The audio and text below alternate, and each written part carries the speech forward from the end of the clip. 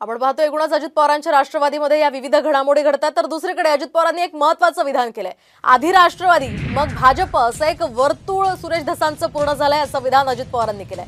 तर लोकसभेमध्ये अजित पवार आमच्या सोबत आल्यानं आमचं वाटोळं झालं, तिसरा गडी आल्यानं आमचं मोठं नुकसान झालं असल्याचं मोठं विधान बीडचे आमदार सुरेश धस यांनी केलंय।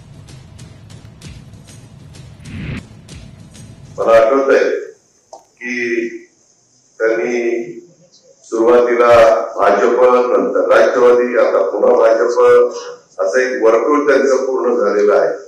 पण एकदा असं देवगिरीला आईंना पण घेऊन आले, इतरांना पण घेऊन आले, मला एक परवानगी मागितली।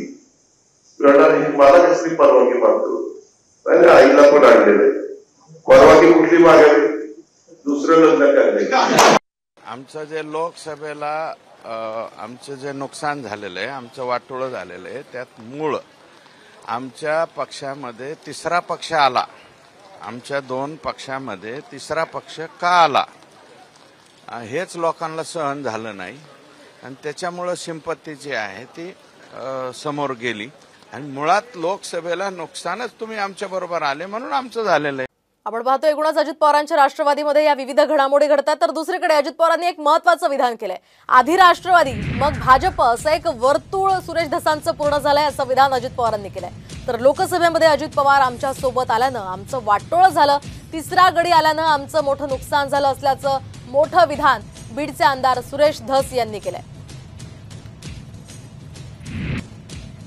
मला आठवतंय की त्यांनी सुरुवातीला भाजप नंतर राष्ट्रवादी आता पुन्हा भाजप असं एक वर्तुळ त्यांचं पूर्ण झालेलं आहे। पण एकदा असं देवगिरीला आईंना पण घेऊन आले, इतरांना पण घेऊन आले, मला एक परवानगी मागितली। मला कसली परवानगी मागतो, आईला पण आणलेलं आहे, परवानगी कुठली मागावी, दुसरं लग्न करणे। आमचं जे लोकसभेला आमचं जे नुकसान झालेलं आहे, आमचं वाटोळं झालेलं आहे, त्यात मूळ आमच्या पक्षामध्ये तिसरा पक्ष आला। आमच्या दोन पक्षामध्ये तिसरा पक्ष का आला हेच लोकांना सहन झालं नाही आणि त्याच्यामुळं सिंपत्ती जी आहे ती समोर गेली आणि मुळात लोकसभेला नुकसानच तुम्ही आमच्या बरोबर आले म्हणून आमचं झालेलं आहे। महाराष्ट्रातील सर्व बातम्यांचे विश्वासार्ह व्यासपीठ, सकाळच्या सर्व सोशल मीडिया प्लॅटफॉर्मला लाईक, फॉलो आणि सबस्क्राईब करा। तसंच सर्व नोटिफिकेशनसाठी बेल आयकॉन प्रेस करायला विसरू नका।